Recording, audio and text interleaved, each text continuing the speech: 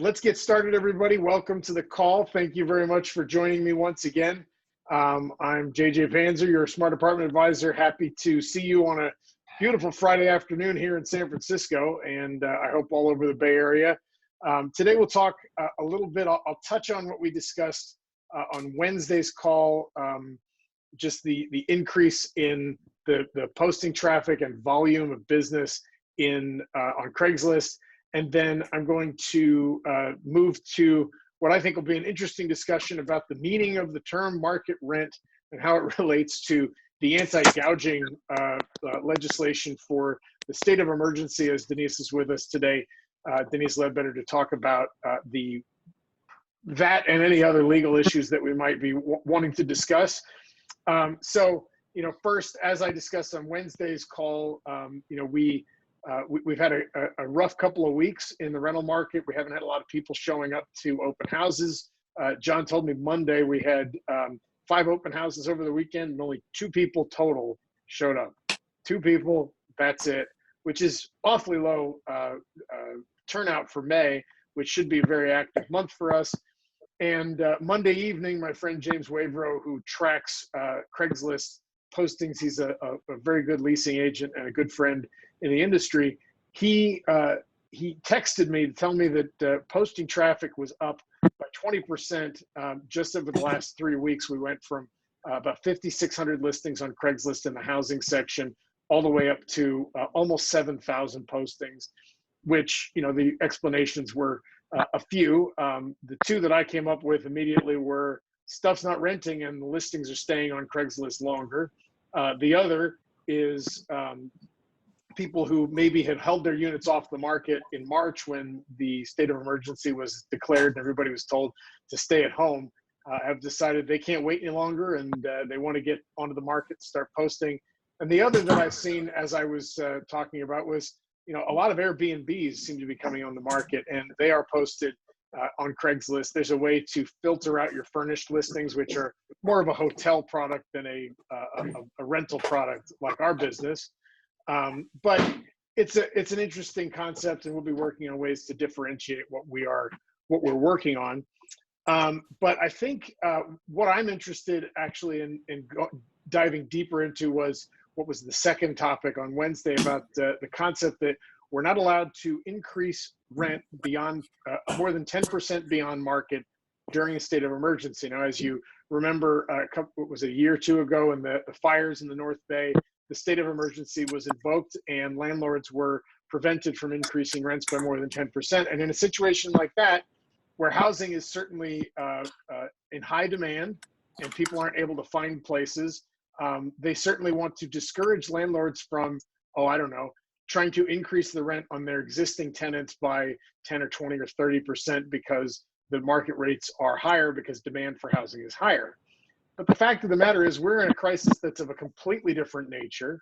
Housing is not necessarily at a premium right now because people don't seem to be moving very much. And you can hear, as we have just talked about, that people aren't out looking for housing, so prices are maybe looking to decline. So with that, I think what I'd like to do is introduce Denise to talk to us a little bit about the effect of that anti-gouging and where we're sitting in that regard. And I would like to bring her up. And hi there, how are you? Are you, we can't hear you. Are you there? She got on mute. She's not on mute. She's unmuted. Unmute. Unmute.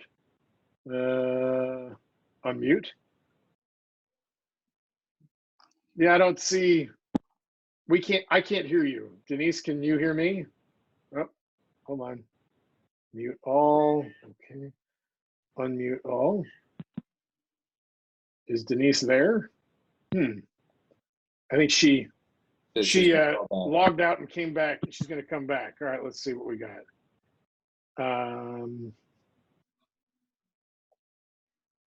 Sometimes that happens where you've got a Bluetooth device somewhere and it's picking up the, It's connected, but it's not, it's not there. That's right. Check with her. That's what happens traditionally with me. I discover I left my earphones on in the other room. Denise, are you there? Oh, she said, did not connect to audio. Are you, she's connecting, oh, connected. Are you there? Nope, can't hear you. I can see you're talking, but I can't hear you. I'm not sure what, Okay. Try something else. My lip reading skills are pretty good. All right, here we go. Just I'm going to log out and come back in.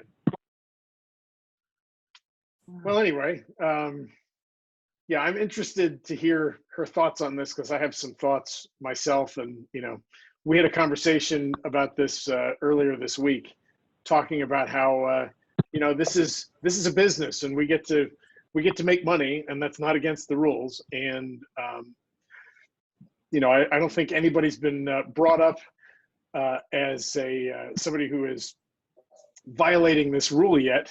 But we'll see if anybody is going to become the poster child. Here we go. It says Denise is connecting. Are you there? I'm here. Can you hear me? There you are. Now we can hear you. Sorry about that. That's Technical okay. difficulties. Indeed, If I were it 8 happens years to the old, best of I'd have us. it controlled. That's right. So the rent gouging, if I'll jump in, I'm sorry if I'm interrupting. Oh, wait, we lost your volume again. She Nope. she hit her hand on something. No.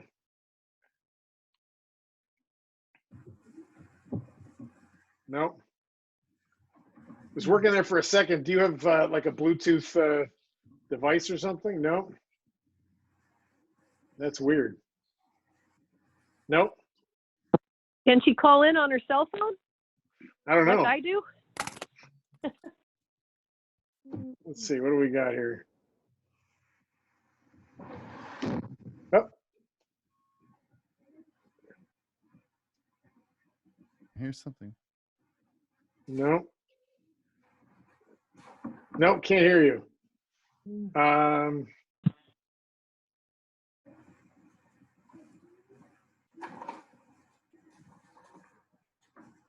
Nope, can't hear you. Still nothing. I don't know what to say. Well,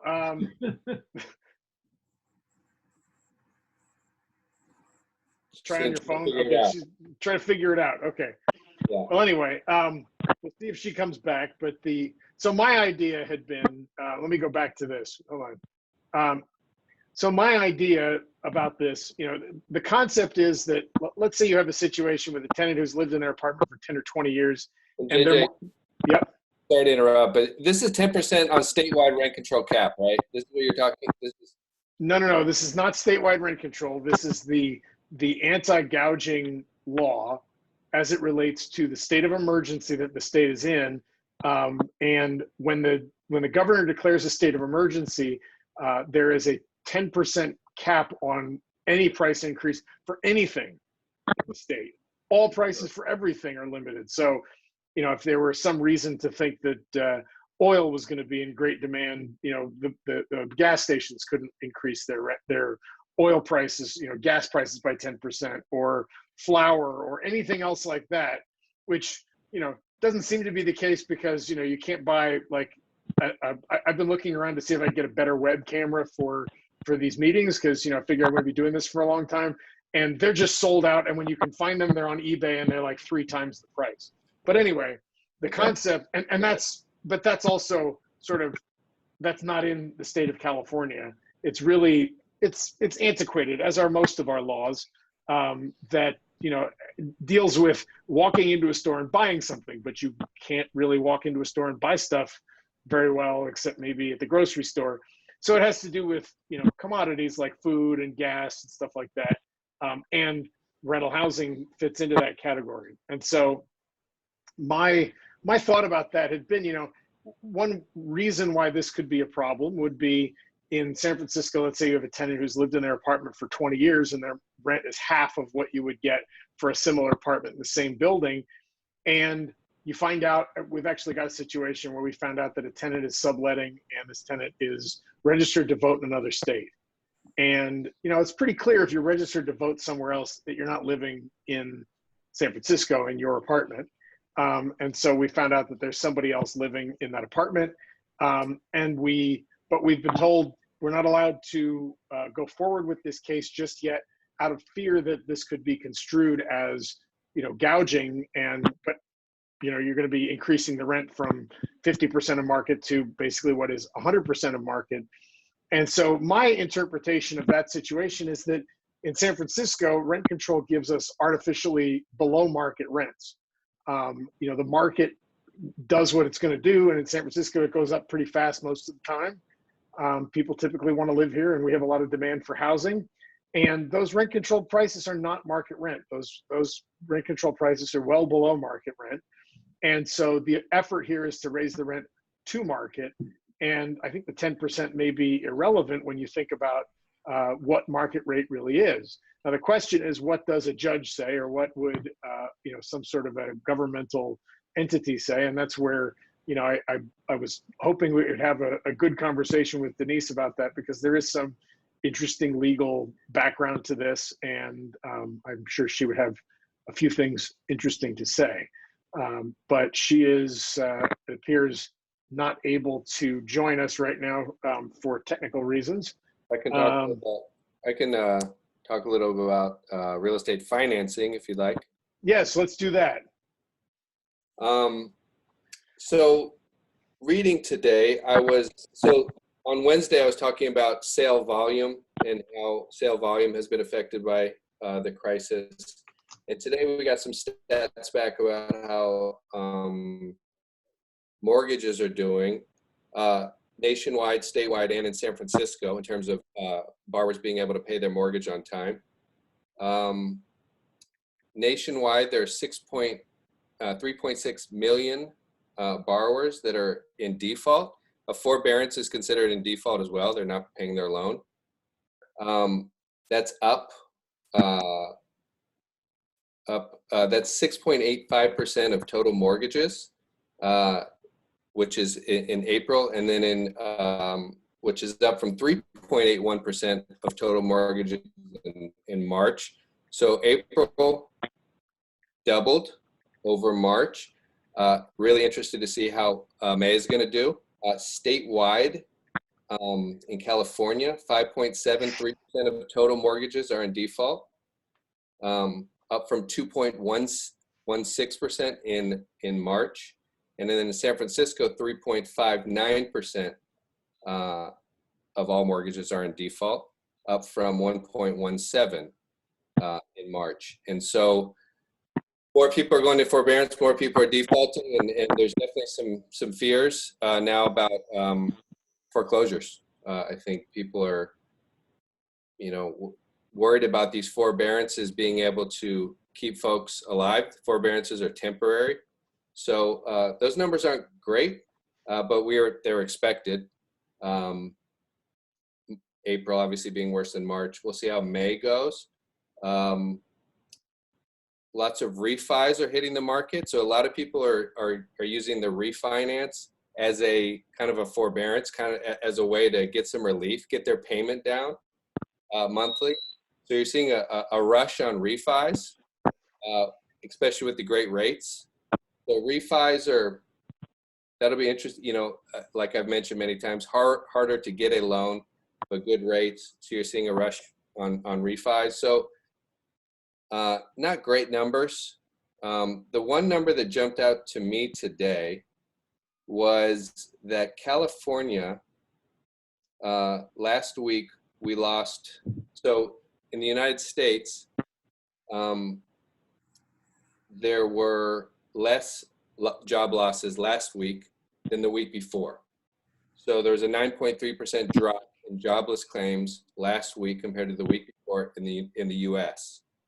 In California, there was a 15.7% increase in jobless claims last week from the week before. So nationwide, the average is going down. Why did California suddenly spike last week and go up by 15.7%? So that number really caught my attention, and there's some cause for concern there. If there were a lot of employers that were saying, okay, I can hold on for a little while, and then now are just saying, "Oh, I don't think I can hold on," and you're seeing a flood of new jobless claims.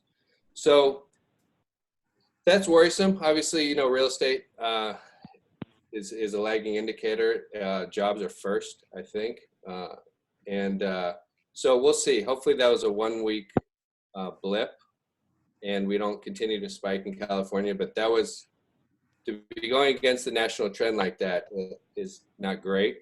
I have a tenant who I just received an email today, and they said they wanted to take a 30% reduction in their rent for 3 months. They're moving, a lot of their money is going to help family members who are hurt. They actually have their jobs, and they're like, their resources are kind of strapped.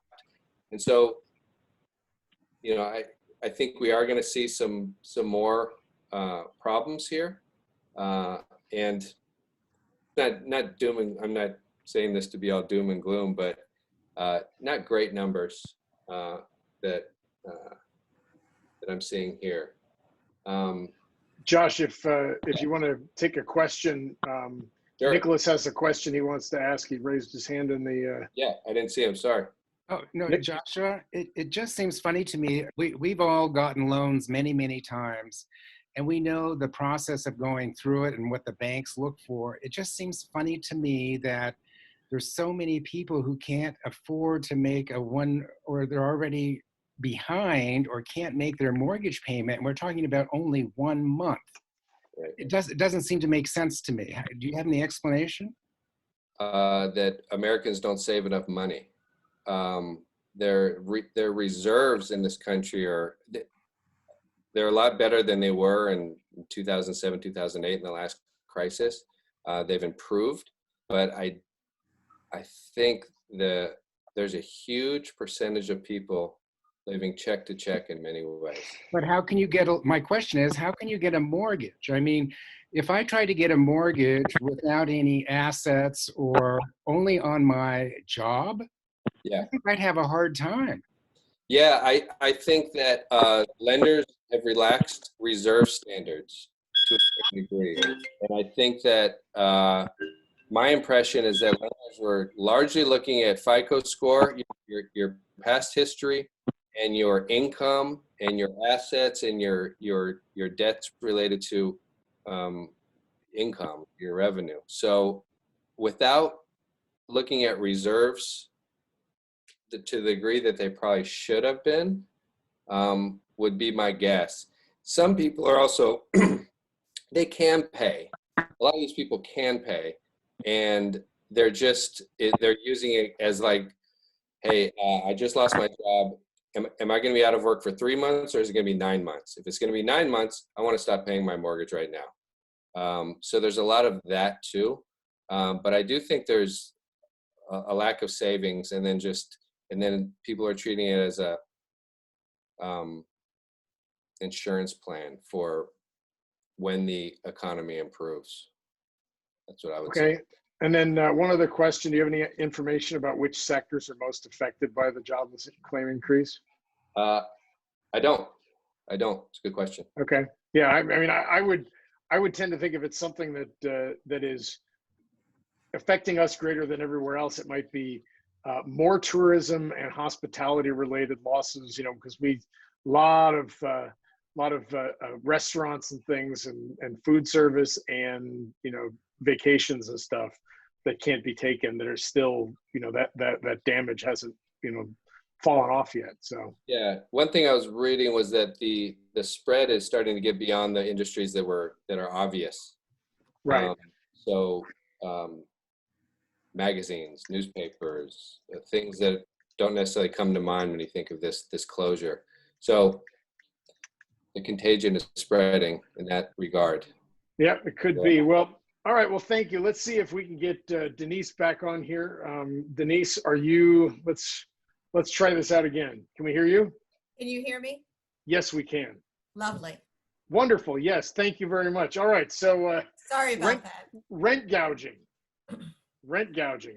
What are we going to do? And tell us about how this affects us. So rent gouging, it may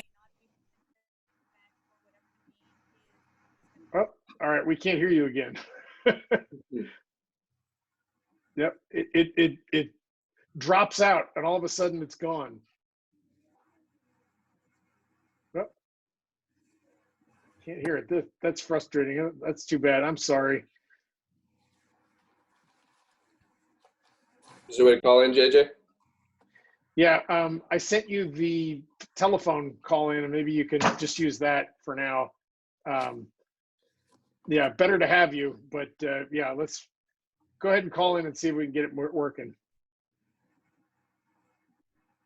Okay, well, let's give this one more minute, and we'll try to get the scoop from That's a Denise question. on. Quick question. Yes.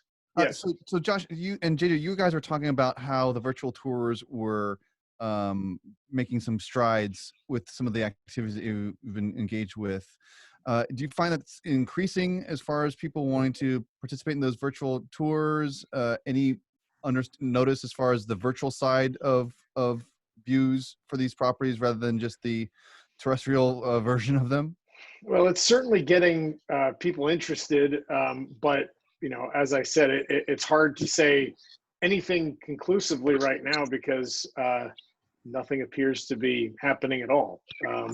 That we did, like I said, post a house in Bernal Heights that got quick interest and the pricing was right on. So, and it's a nice house. Okay, I think Denise is back. Denise, are you there? I'm here. Sorry. There you are. Okay, so why don't we have you give the update now, and I will. I guess I'm just going to have. I'm going to sit here on the screen and smile while you talk. Okay. So as we know, the state of California has instituted a no rent gouging executive order that negates the ability to increase rent more than 10%. There are certain particular provisions in county by county identification of how you calculate that. And I think some of the concern pursuant to what I'm hearing in the industry is how do we identify fair market value, especially with a tenant who vacates and now the property is vacated and you can put it back on the market again and you will be more than 10% over the previous occupant's rent. I believe that, excuse me, is the primary concern, but I don't think that it is a significant concern taking into consideration the fair market value is still pursuant to Costa-Hawkins. So it's one Right. thing you have fair market value, and fair market value is say $3,000 for a unit, and then suddenly you put a vacant unit on the market for $5,000. That's not what we're talking about here. I think some of the concern is if you have a long-term occupant in a property, and although fair market value as of today is $3,000, that occupant, because they've lived there 18 years, is only paying $1,800, for example. To bring it up to $3,000 is exceeding the 10% rent gouging cap. But that's not what it is about. It's truly fair market value. Okay, so that's good. Is that something that has sort of emerged as a consensus over the last week? Because we were sort of between interpretations when we talked on Monday. Right. There's a state law that is imposed. It's actually a penal code section. And Okay. I'm more than happy to share that with you, JJ, if you want to put it on the meeting notes. Sure. And that was specifically calculated and identified.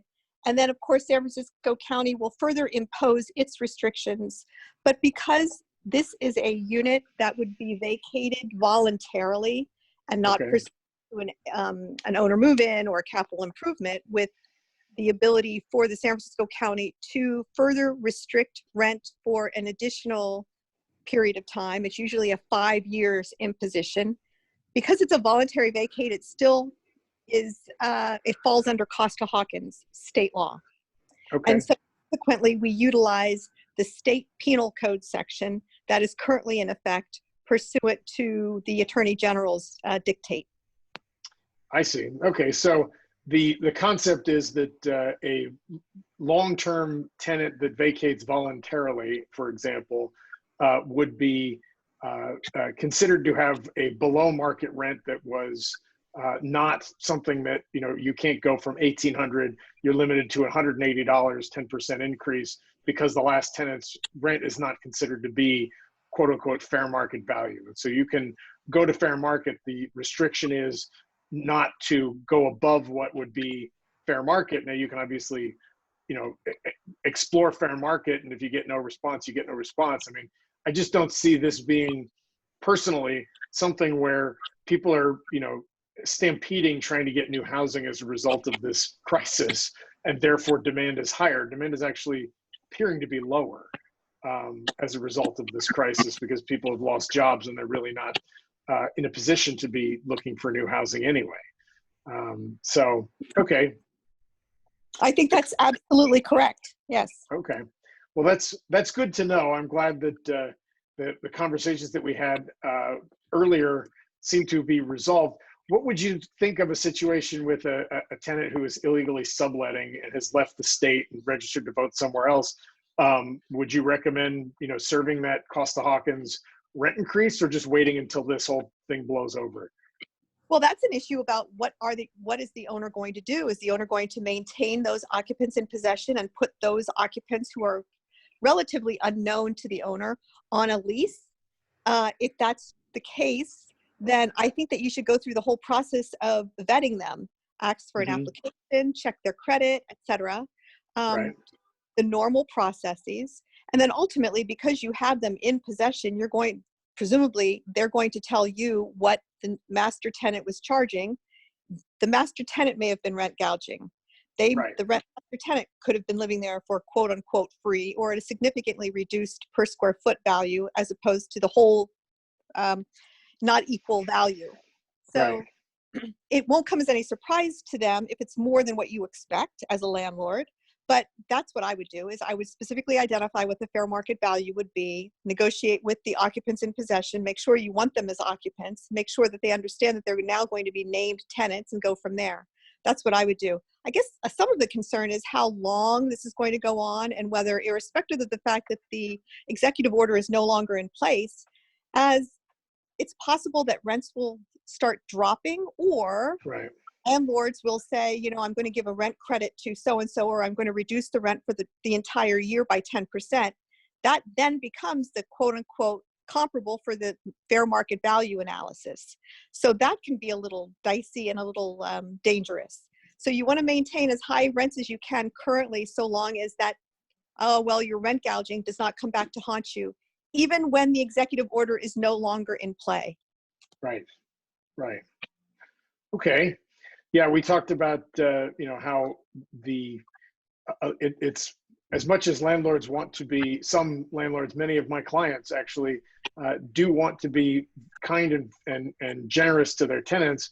It's important to maintain your rents at as close to fair market as possible by going through your rent increases on a regular basis. You don't want to leave tenants without rent increases for 5 or 10 years, because you could get into a situation like this where you're prevented from making an increase to get that money back. If you think, I've got banked rent increases for 10 years, I can just go back and get that whenever I want. The reality of the situation is that's not a given, and right now that's on hold. It could very well hurt you or decrease the value of your investment in the long run if you do that. So, going a little bit, a year or two without imposing the maximum allowable increase can be okay if you want to keep a tenant, you feel like their rent's close to fair market. But, leaving it go for decades is probably a bad idea, because it gets you into a serious deficit in the long run. Well, it's a dangerous idea, because it just raises eyebrows. And if you were such a bad manager of a property that you were allowing the tenants to undervalue your property, what else, landlord, did you fail to take notice of? So that's number one, and that always comes into play. I have the saying, always be looking for your next job, always be looking to increase the rent, because that maintains the value of your property. You always want the highest and best value of your property, irrespective of the fact that you're going to own it for the next 50 years. Because day you are going to sell it. One day you may need to finance it in order to purchase another property, and you want the highest value. You may love your tenants, but give them that $28 rent increase a month. Give them that $28 rent increase. Get them a $100 gift certificate somewhere, but give them the rent increase because it's just business. Right, right. That's a very good point, and it's something that we try to explain to our clients, and it's an important point. The value of your investment, you may be planning to keep it for 50 years, but something could come up, and you may not be able to, wait to get the rent increase in place before you have to sell or get a new loan, and it could hurt you more than you realize in the long run. So right, and it also it becomes fodder for negotiation at the purchase and sale transaction. Right. Because if you know that you weren't taking care of business in that respect, they start picking apart the property. Well, let's look at the deferred maintenance, and let's look at this, and let's look at that. And suddenly the asking price is reduced because things were not taken care of. Yeah. Right. That's good. That's a very good point. In the big picture, that causes problems. Well, thank you, Denise. That's wonderful. I appreciate the update, and I feel a little better that we don't have quite as much to worry about with that. The conflict between that and our local rent ordinances. Any other thoughts or ideas that people have, questions you'd like to ask? Denise is available for general legal questions, as well as obviously a specific thing if you wanted to talk to her offline. But Josh, you got something? Yeah. Hi, Denise. Hi, Josh. We spoke about this a while ago, but a non-paying commercial retail. So I have a tenant, retail space, a gym. The gym is closed. They're paying zero rent. We spoke about this a while ago. I kind of want to just update in terms of your thoughts on what's the best way to, in your opinion, what's the best way to restructure the lease to kind of get this money flowing back to me over time, or at the end of this, or extending the lease? Or is there an idea that's resonating more than another one out there right now in terms of? Honestly, it's really dependent upon the circumstances between the parties. If this is a tenant that is in it for the long haul, and you really feel comfortable and confident in their ability to operate their business, then I would definitely extend the lease and amortize whatever they owe, which makes sense. I have this very similar situation wherein I represent a commercial tenant of a gym. They have 3 gyms. All 3 gyms are closed because of the 6 foot of separation, and as what we all know. And so they're going landlord by landlord because each landlord is different. One has a mortgage and one owns the property outright. So that's an example of, you need to take into consideration all the financial concerns. And if these folks are actually going to be successful in what they do, you have to believe in the operator. And then the issue is, how many stores do they have? How thinly are they spread? Are they going to be able to do what they say they're going to do? And either you can execute a document whereby they stipulate, if you don't have a good feeling about it, you can execute an agreement whereby they promise they're going to start paying in January and they'll have everything paid up by July of 2021. So let's enter into a stipulation pursuant to a lawsuit so that you can have them removed if they don't. So that's the one where you don't really trust their ability. They may be the nicest people in the world, but you don't want to be where you are now a year from now. Yeah. Just nip it in the bud, or extend the lease if you know they're great operators. Okay. Yeah, that's a good point. Actually, I've had a few commercial tenants where I've been working with them. And I've got, one example with an owner who really is generous, and she knows and trusts her tenants, and she's very comfortable and confident with their ability to operate. But we just re-signed a lease, and they've got another 8 years on their lease. And she may not be here 8 years from now because she's owned the building for 50 years.